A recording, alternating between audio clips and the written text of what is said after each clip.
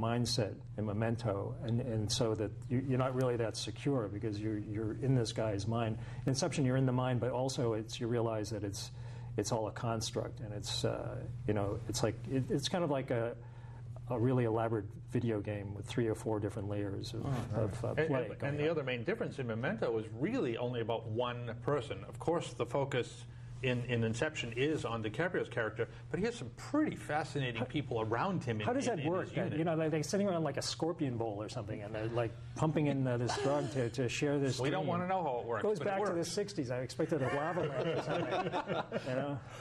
I think that's why I liked it more, because there were so many other stories going on, and they were all as one. It's funny we're talking about Memento and look into a character that's a fragmented mind. I don't know if anybody ever remembers a film. I think it came out in the late '80s called Clean Shaven by Lodge Kerrigan. Oh, yeah. It's a fantastic film. And it's funny, I looked up to see what that guy's been doing, and I didn't.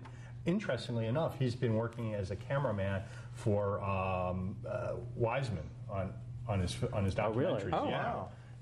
Yeah, he's Fred done Wiseman, about 4 really? or 5. Oh, Yeah, I Fred didn't realize Wiseman. that. Yeah, for like 4 or 5 of his films, he's been one of his cameramen. One of the things I liked about Great Memento, movie, though, I don't think Memento is just the one person, because you also get the.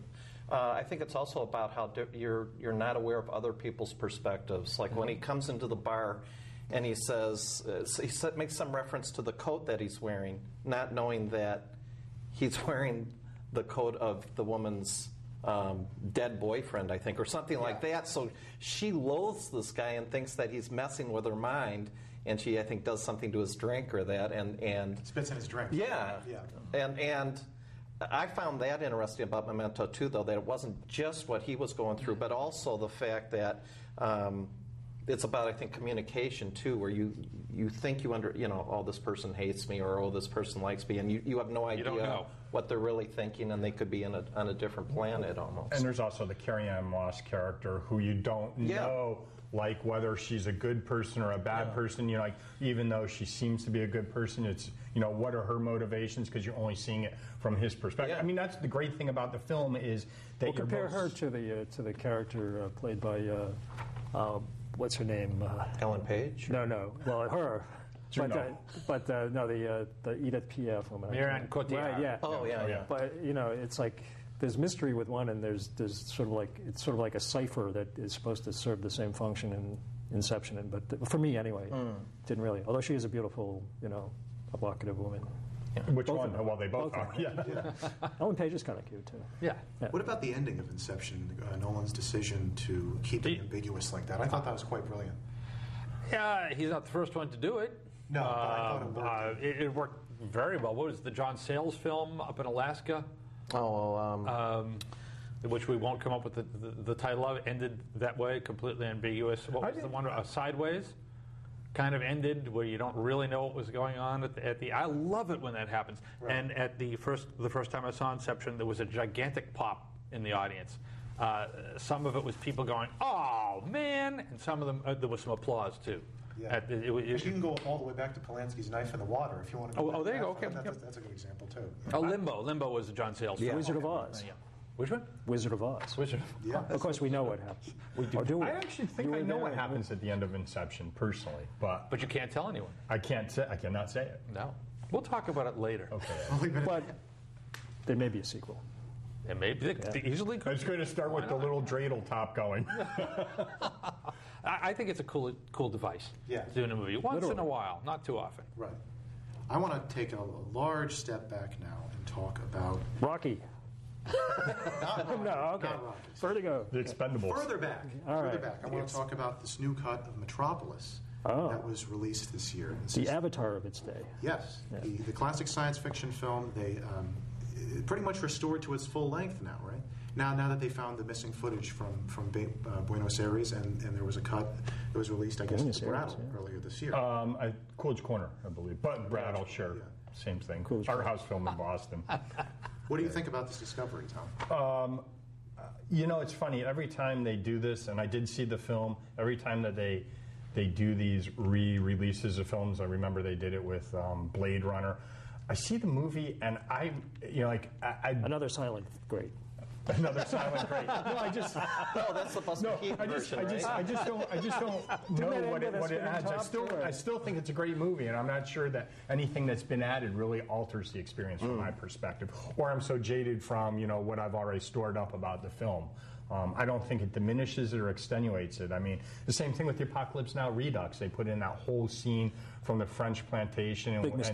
And you think it's a big... I kind of think it was a big mistake, but at the same point in time, it doesn't diminish or change my opinion. Okay. Well, not for your opinion. We are opinionated. It's much better than didn't they do a version about 15 years ago where they had a rock of the Queen. Marodi It was Queen, yes. Yeah. Which was kind of a travesty. Giorgio No, it's a great movie, and it reminds people that a lot of these ideas that you see in films like Inception and Avatar and so forth, they go way back, and reminds people that there were movies that were made before 2000 or 1985 or something like that. Yeah. I saw Metropolis 3 times. I saw it at some silent revival 30 years ago or something. I saw it at the Coolidge Corner Theater with the Alloy Orchestra playing a score. I saw that horrible Giorgio Moroder version, and I didn't like it any of the 3 times, and I didn't go to see the new improved version because it was 20 minutes longer, so I'm in the minority here. I don't know. That movie has never invited me in. Not even for the visuals. I don't know what my problem is. I mean, you're not blown away by those great Art Deco things when they didn't actually have special effects. Yeah, for a few minutes I was. I mean, it went on and it's on. the fact of when it was made and how the special effects are just. You know what? I'm a King Kong guy. I really am. That movie still knocks me out because of what you're saying. That's one of the great. And that's also in the. I put that in the same. I put that in the same bucket. Yeah, I don't know what it was. That's okay. I've never come. It's a little bit. It's a little bit pedantic. I mean, the theme is. It's very kind of obvious. The allegory of what's being taught. This from the guy that dreams about trash humpers. And soup kitchens. I have the feeling I haven't heard the end of that. I think it's the German expressionism in Metropolis too. I mean, just the settings and you were saying the Art Deco and everything sort of being controlled in the studio. I think it's one of those movies that it's a landmark movie. It's got to be seen. You appreciate it on a certain level. It's got a very questionable. I mean, the characters, the acting. I mean, you could take issue with a lot of that, but it's a landmark movie. It's almost like, it's not as repugnant as Birth of a Nation, but it's like my least favorite day of the year in the school year is, okay, it's time to show Birth of a Nation. The writer of the movie was a Nazi after the movie was made. After Fritz Lang's wife. Oh, yeah, that's right. Didn't he left her behind? Yeah, and came to the United States. Lang was asked to lead the German filming. Right. He was, yeah. Right, yeah. And then wasn't it the next that he said, night, "Hey, Lenny, you go do it." yeah. Feet don't fail me now. Yeah. Olympiad. But who lived to be 100 years old, right? Yeah. Isn't she still making movies? Yeah. She made Inception. Yeah. So, I mean, obviously you guys grew up loving movies, watching movies. From what I've read in the 60s, that was just part of growing up. Yeah, they contracted cinephilia, right? Is that audience still there, that art house audience that sees these old movies, that goes to the Brattle or even the Cape Cinema here? Is it declining? No, yeah, they are. I think it's. I think the video now, DVD now, Netflix revolution has had the effect of making people more and more cinema literate and more cinephilic. That there's more availability and people go see all these things. And so when a film does show at the Brattle is still. I don't know if it's thriving or not, but if you go there on a typical Friday for like a film noir or something, it's going to be sold out because there are niches of people that love these movies.